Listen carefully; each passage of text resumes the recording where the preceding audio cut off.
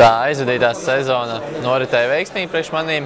Daļēji, skatoties no tā, uz kurām sacensībām mēs skatāmies, esmu kļuvis par Latvijas čempionu, par Superkausa čempionu un parādīju pietiekami labus rezultātus arī Eiropas mērogā.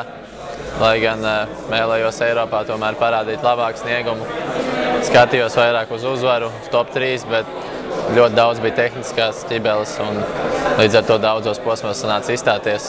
Un nekāds rezultāts galā nesanāca, tikai viens posms, kas bija noritēja Igaunijā, tur izdevās izcīnīt 2. vietu. Pacīnīties par 1. gandrīz izdevās, bija ļoti tuvu un tā man gāja Eiropā. Pārējos posmos visos viens brauciens bija izstāšanās.